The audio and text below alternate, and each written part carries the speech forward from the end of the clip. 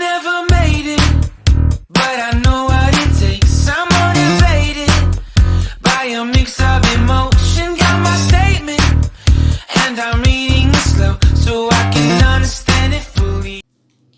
Olá, sétimo ano, boa tarde a todos. Hoje, quinta-feira, iremos dar continuidade ao nosso conteúdo de língua portuguesa.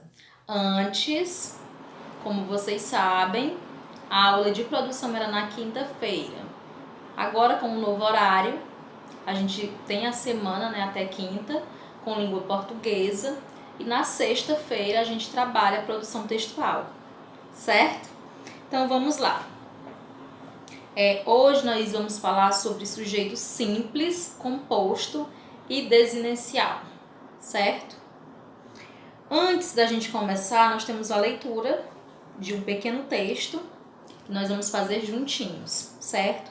Então, peguem os livros de vocês de língua portuguesa na página 202, certo? Vamos ler juntos aqui esse texto. Vamos lá. Leia o texto abaixo. Os fungos invadem as fábricas. Eles mofam pães, estragam sapatos e tingem paredes de manchas verdes, ao mesmo tempo fonte de remédios e provocadores de doenças. Também são mundialmente consumidos na forma de pratos nobres, como as raríssimas e caras trufas e o champignon. Pioneiros entre as formas de vida na Terra, são tão diversos entre si e diferentes de todos os outros seres do planeta, que depois de muita controvérsia sobre a sua classificação, acabaram considerados um reino à parte na natureza. Os fungos começam a ser cobiçados para ajudar empresas brasileiras no controle de qualidade de produtos industrializados. De inconvenientes, os bolores e mofos tornaram-se mais um instrumento dos cientistas nas pesquisas.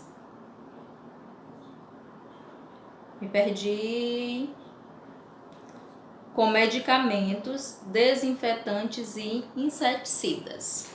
Me perdi, mas me achei. Vamos lá. Vocês viram aí o texto, sobre os fungos que invadem as fábricas, mas que ele tem dois lados. Eles têm o lado, que muita gente abomina. Por quê? Porque eles são causadores de doenças. E por outro lado, eles estão ajudando as fábricas, com os cientistas aqui falam na última linha do texto, como medicamentos desinfetantes e inseticidas. Então, ele tem esses dois lados, o lado bom e o lado ruim. Então, vamos lá. Nós temos aí algumas perguntas relacionadas a esse pequeno texto. E eu gostaria que vocês me respondessem, certo? Vamos lá. A número 1. Em que gênero textual poderíamos enquadrar esse texto? E aí? Esse texto que vocês ficaram informados, sobre os fungos, ele se encaixa em qual gênero textual? Artigo de divulgação científica. Por quê? Percebam que lá no finalzinho ele fala sobre os cientistas. Instrumento dos cientistas. Então, os cientistas fizeram estudos, que estão comprovando e mostrando à sociedade a função dos fungos. Então, ele entra como um artigo de divulgação científica. 2. Qual é o tema desse texto? Quando eu digo tema, não é o título, é o tema que foi abordado. Ele fala sobre o quê? A importância dos fungos no controle de qualidade de produtos industrializados. O tema é esse, certo? Que é a importância, no controle dos produtos industrializados. 3. Qual é o sujeito do verbo mofar no primeiro período do texto? Mofar na primeira linha. Eles mofam pães, estragam sapatos e tingem paredes de manchas verdes. Ele pergunta quem é o sujeito do verbo mofar. Eles. Eles são o sujeito. 4. Por que o verbo tornar-se está flexionado no plural? Tornaram-se no último período do texto. Vamos encontrar onde é que estão.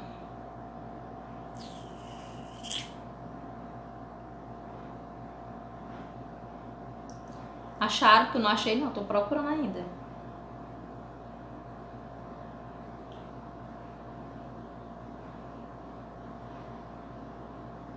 Isso, lá no último parágrafo. De inconvenientes dos cientistas nas pesquisas, não, acima. De inconvenientes, os bolores e mofos tornaram-se mais um instrumento dos cientistas nas pesquisas com medicamentos, desinfetantes e inseticidas. Ele pergunta aí por que o verbo tornar-se está flexionado no plural. Ele está flexionado no plural para concordar com o sujeito. Quem é o sujeito? O sujeito é os bolores e mofos. Se eu estou falando de duas pessoas, né, de dois componentes, o verbo tem que estar flexionado, concordando com o sujeito, certo? Lembrando que é o nosso assunto. E por último, a 5. Indique o sujeito do verbo ser no segundo período do texto. Quando ele diz, pioneiros entre as formas de vida na Terra são quem? São tão diversos entre si e diferentes de todos os outros seres do planeta. Ele pergunta, né, para você indicar o sujeito de são, que também é eles, certo? A resposta foi rapidinha, mas é bom que vocês deem uma olhada, né, no texto e nas perguntas e analisem com as respostas de vocês se estão no rumo, se estão parecidas, se estão iguais, certo? Vamos lá. Nosso assunto hoje é falando sobre os tipos de sujeito. Nós temos o sujeito simples, o sujeito composto e o desinencial. Professora, mas o que é sujeito? A caracterização que nós temos para sujeito, que o sujeito é quem pratica a ação verbal. Mas isso fica limitado para alguns que esse sujeito ele precisa ser pessoas, um homem, uma mulher. E nem sempre, como vocês viram aqui, quando nós falamos sobre no último período do texto, né, os bolores e mofos. Estamos nos relacionando a componentes, né, a um fungo, mas esse sujeito, eles não são pessoas. Então é muito abrangente você falar que sujeito é quem pratica a ação verbal. Quem, ou, vamos dizer assim, né, além de pessoas, né, pode ser também relacionado a coisas. Então, é muito restrito você falar que é quem pratica a ação verbal. Nem sempre quem vai praticar essas ações são humanos, certo? Vamos lá. Para começar, nós temos no primeiro período desse texto o pronome eles funciona sintaticamente como sujeito do verbo mofar. Como esse sujeito apresenta apenas um núcleo, é classificado como sujeito simples. Antes da gente começar aqui com os exemplos, vamos entender o que é sujeito simples e sujeito composto, certo? Sujeito simples é quando a oração que você vai observar, o sujeito, ele tem uma única palavra base, a palavra mais importante do sujeito, certo? Nós temos aqui. Vamos ler o exemplo, né, para facilitar o entendimento de vocês. Nós temos: eles mofam pães, estragam sapatos e tingem paredes. Aí nós temos eles mofam pães. Quando eu falo eles, eu estou me referindo aos fungos. Então, eles é o nosso sujeito. Por que que é um sujeito simples? Porque apresenta um único núcleo. Aí vamos lá no nosso dicionário, a caracterização de núcleo. Núcleo é a parte, é a base do sujeito, é a palavra mais importante do sujeito. Já resumindo, núcleo é a palavra mais importante do sujeito e do predicado. Essa importância se deve ao fato de o núcleo concentrar o significado básico desses termos. Podemos dizer que é a palavra mais importante do sujeito, certo? Vamos lá. Já no último período, observe que o sujeito do verbo tornar-se é formado de 2 núcleos, bolores e mofos. Logo, temos um sujeito composto. Já que o sujeito simples tem apenas um único núcleo, palavra base, o sujeito composto nós teremos 2 ou mais núcleos dentro da oração. São as partes, né, mais importantes do sujeito composto. Vamos lá. Os bolores e mofos tornaram-se mais um instrumento dos cientistas. Os bolores e os mofos. Qual é a palavra mais importante, né, do sujeito? Nós temos aí 2. Uma, os bolores, no caso bolores, porque o os é artigo, e mofos, bolores e mofos. O sujeito é composto, pois apresenta mais de um núcleo. Eu vou colocar na próxima aula outros exemplos para facilitar o entendimento de vocês, certo? Mas isso na próxima aula. E por último, nós temos o desinencial, ou simplesmente conhecido como oculto, dentro da oração. Agora observe, vamos ler juntinhos aqui esse quadro, né, na página 203. Ao mesmo tempo, fonte de remédios e provocadores de doenças também são mundialmente consumidos na forma de pratos nobres. Para identificar o sujeito do verbo ser nesse período, tivemos de buscá-lo no período anterior, o pronome eles. Como essa identificação foi possível? Analisando-se a flexão do verbo, isto é, sua desinência. Por essa razão, esse verbo apresenta o que chamamos de sujeito desinencial. Professor, o que é esse sujeito desinencial ou oculto? É aquele que você consegue identificar através da conjugação, da flexão do verbo. Desinência verbal. Ainda lembram? Radical, vogal temática, desinência verbal. A desinência verbal é que vai te indicar qual a pessoa, né? A pessoa está flexionada. Primeira, segunda ou terceira do singular, primeira, segunda ou terceira do plural. Geralmente, a terceira pessoa do singular e a terceira pessoa do plural, dependendo do contexto, chamamos de sujeito indeterminado. Mas isso é assunto mais para frente. Por enquanto, vamos trabalhar com a primeira e segunda do singular, pessoa, e a primeira e a segunda do plural, certo? Que remetem, né, o oculto ou desinencial dentro da oração.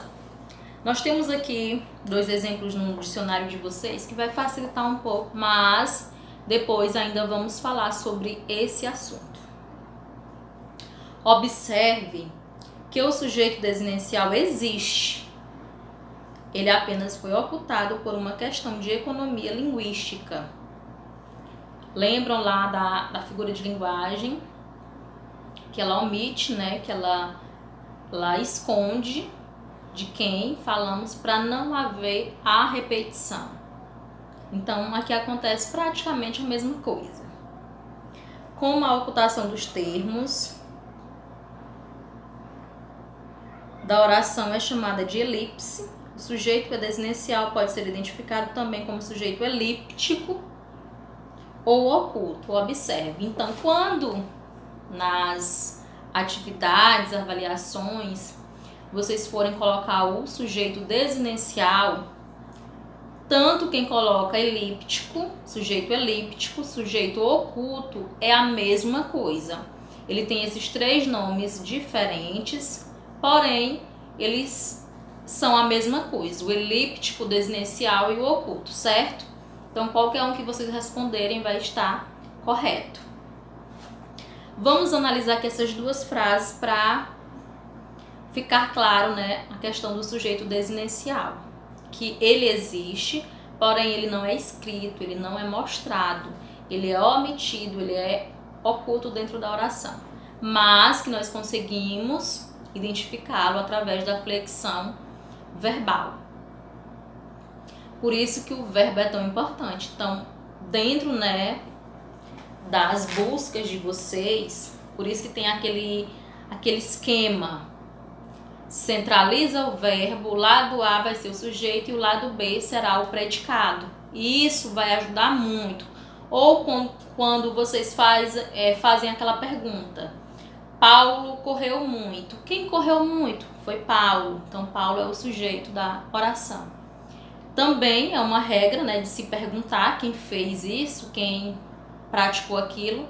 Você consegue o sujeito e também você centralizando o verbo. Então, é muito importante vocês saberem quem é o verbo dentro da oração. Certo? Preciso descansar.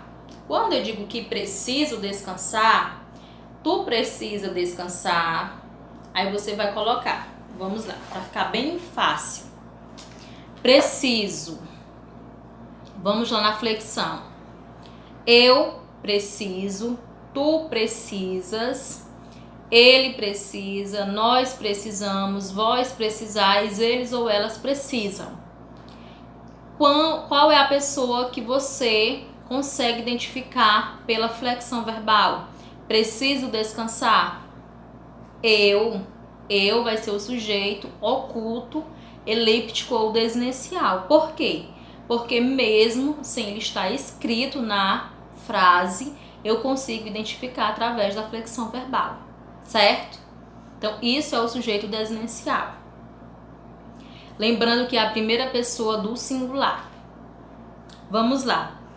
Vou pedir minhas férias. Quando eu digo que vou, você vai flexionar, você vai conjugar o verbo ir, né? O verbo ir, que é irregular.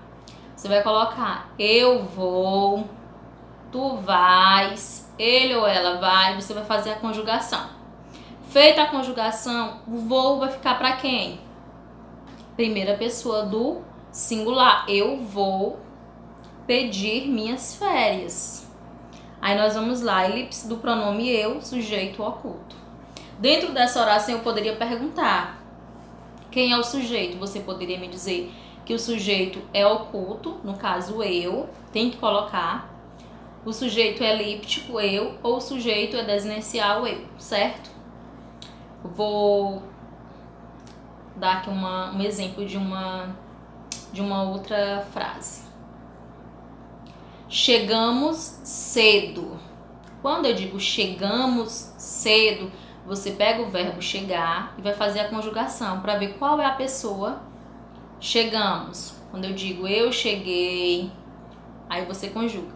No caso, chegamos cedo, chegamos, a pessoa conjugada é o nós. Então, nós, dentro da frase, ele é o sujeito oculto, o sujeito desinencial ou elíptico. Ele não está na frase chegamos cedo, mas eu consigo identificar, porque ele existe, ele só está ocultado, o nós, certo? Então, na nossa próxima aula, nós vamos conversar mais sobre esse assunto dos sujeitos, os tipos de sujeito, e vamos trazer, né, a mais outros exemplos para facilitar o aprendizado de todos, certo? Então, por hoje é só. E para a nossa atividade de hoje, eu gostaria que vocês fizessem a prática linguística, que está na 204, o texto, e a 205, certo? Ela vai mais à frente, mas por enquanto nós vamos trabalhar apenas a página 204, o texto, e a página 205, certo? Então, fico no aguardo da atividade de vocês. Bons estudos, uma ótima tarde de quinta-feira. Tchau, tchau. Bons estudos, beijos.